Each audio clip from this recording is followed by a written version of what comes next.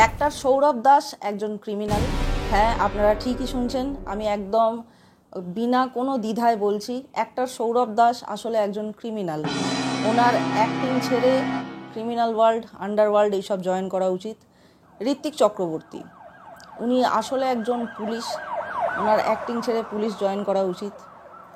এছাড়া অনির্বাণ চক্রবর্তী একজন পুলিশ, একজন সাইবার এক্সপার্ট রাদার, ওনারও ফোর্স জয়েন করা উচিত। এবং বিক্রম চট্টোপাধ্যায়, উনিও অভিনেতা নন, উনি পুলিশ, ওনার পুলিশ ফোর্স জয়েন করা উচিত। মা কালী বলছি, যেরকম মৃগয়া ছবিটা করার জন্য মিঠুন চক্রবর্তী ন্যাশনাল অ্যাওয়ার্ড পেয়েছিলেন, সেরকম এই ছবিটা করার জন্য এই মৃগয়া ছবির অ্যাক্টর অ্যাক্ট্রেসদের একটা করে মিঠুন চক্রবর্তী দেওয়া উচিত। মানে মৃগয়া সিনেমাটা দেখার পর অন্তত আমার এই রকম লোকগুলোর সম্পর্কে এই ধারণাটাই হয়েছে। দেখুন, যে যেটা ভালো পারে তার সেটা ডেফিনেটলি করা উচিত, কিন্তু যে যেটা বেশি ভালো পারে তার তো সেটা করা উচিত।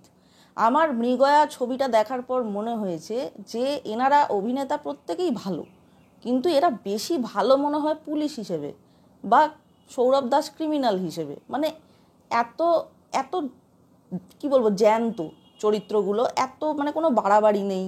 তাদেরকে দেখে মনে হচ্ছে না তারা অভিনয় করছে, তাদেরকে দেখে মনে হচ্ছে তারা একদমই রক্ত মাংসের মানুষ, যারা দুপুরবেলা ভাত খায়, রাতে রুটি খেয়ে ঘুমিয়ে পড়ে এবং কাজের সময় কাজটা করে। তা মৃগয়া ছবিটার গল্পটা কেমন, গল্পটাও যদি বলতে চাই তাহলে বলবো গল্পটা খুব ছোট্ট করে বলে দেয়া যায়। মানে একজন ক্রিমিনালকে চেজ করছে কিছু লোক, কিন্তু সেই চেজটা কতটা নির্ভেজাল, কতটা টান টান, কতটা উত্তেজক, কতটা আনন্দ দিচ্ছে দর্শককে, সেইটা কীরকম একটা অভিজ্ঞতা প্রেজেন্ট করছে দর্শকদের জন্য, সেটা কিন্তু সব থেকে বেশি ইম্পর্ট্যান্ট। আর এখানেই গল্পের চিত্রনাট্য যারা সাজিয়েছেন তাদের প্রত্যেককে স্যালুট জানানো উচিত। আর চিত্রনাট্যের সব থেকে বড় যে পিলার সেটা হচ্ছে সংলাপ। সংলাপ দুর্দান্ত, এবং এই ক্ষেত্রে যিনি সংলাপ লিখেছেন তার সেন্স অফ হিউমারের তারিফ করতেই হয়। এবং যাদের মুখ দিয়ে কথাগুলো বলিয়েছেন তারা তো ডেফিনেটলি সবই হাইফাই মানুষ, তারা প্রত্যেকে জানেন কোন কথাটা কিভাবে বলতে হয়, তাই তাদের মুখে ডায়লগগুলো আরও বেশি প্রাণ পেয়েছে। এবার আসি ছবির অ্যাকশন সিকোয়েন্সের কথায়। দেখুন, অ্যাকশন সিকোয়েন্স এমন হওয়া উচিত কিছু ক্ষেত্রে যেটা খুব রিয়েলিস্টিক। আবার যখন আপনি একদম মশলাদার তাড়াক্তা ভড়াক্তা সিনেমা বানাচ্ছেন, তখন কিন্তু অ্যাকশনও মশলাদার হওয়া উচিত। আর এখানে সেই মশলাদার অ্যাকশনটা আমরা দেখতে পাই মৃগয়াতে। মানে কীরকম বলুন তো, যে লোক সিটি দিতে পারে না, অ্যাকশনটা দেখে সেও চেষ্টা করবে সিটি দেওয়ার, মানে এরকম করবে, মানে সিটি বেরোবে না কিন্তু সে চেষ্টা অবশ্যই করবে। এবার আসি মৃগয়া ছবির অ্যাক্টর অ্যাক্ট্রেসদের অ্যাক্টিং প্রসঙ্গে। এই সিনেমাটায় তথাকথিত সেই সুপারস্টার পাওয়ার ওই ব্যাপারটা কিন্তু নেই। তার কারণ এই ছবির পিভটাল ক্যারেক্টার্সগুলো যারা প্লে করেছেন তাদের নামগুলো শুনলে আমাদের মনে হয় না ওয়াও আকাশ থেকে একদম তারা খসে পড়ছে, ওই দেখো উল্কাপাত হচ্ছে, এইটা হয় না। কিন্তু নামগুলো শুনলেই মাথায় আসে হ্যাঁ হ্যাঁ উনি ওই ছবিটা ভালো করেছিলেন, ওনার অ্যাক্টিংটা ওই ছবিতে দুর্ধর্ষ লেগেছিল, খুব ভালো অভিনেতা বা খুব ভালো অভিনেত্রী, কিন্তু আন্ডার রেটেড, কিন্তু ভালো অ্যাক্টিং করে। এই ধরনের কথাগুলো আমরা এই অভিনেতা অভিনেত্রীদের প্রসঙ্গে বলে রাখি। আর ঠিক সেই কারণেই যে ছবিতে ঋত্বিক চক্রবর্তী, অনির্বাণ চক্রবর্তী, বিক্রম চ্যাটার্জি, সৌরভ দাসের মতন, প্রিয়াঙ্কা সরকারের মতন অভিনেতা অভিনেত্রীরা আছেন, সেই ছবিতে মেটেরিয়াল যে থাকবেই বা মেরিট যে থাকবেই সেটা বলাই বাহুল্য।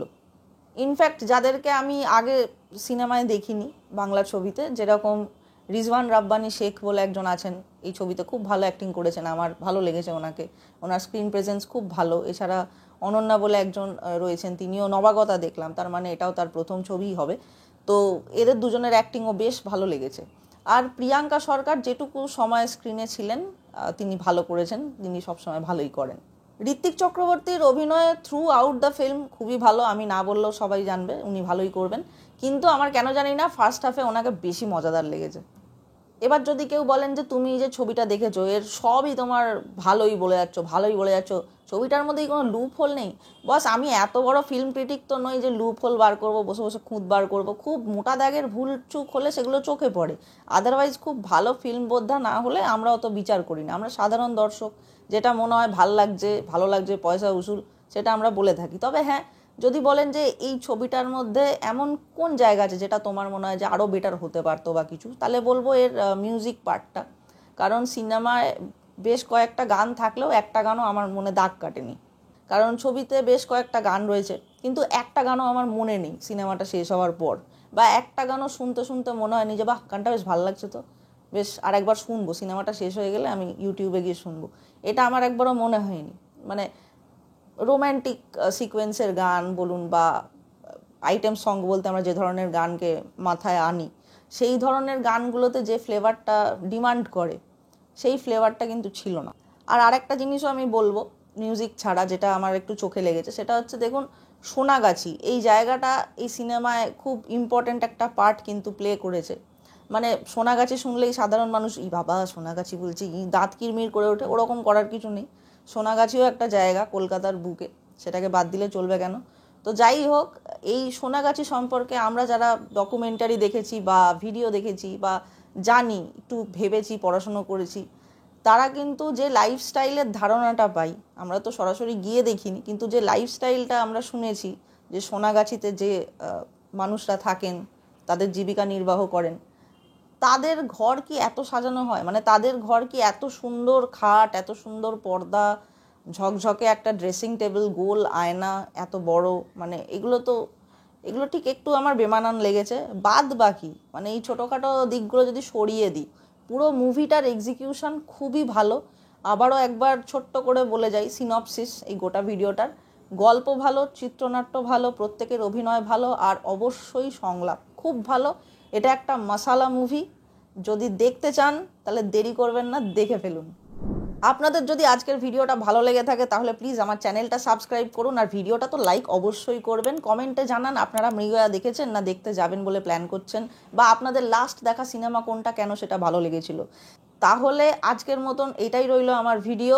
আপনারা হলমুখী হন মৃগয়া দেখতে, আর আমি চললাম, ফিরছি খুব তাড়াতাড়ি নতুন আরেকটা ভিডিও নিয়ে। ততক্ষণের জন্য টাটা।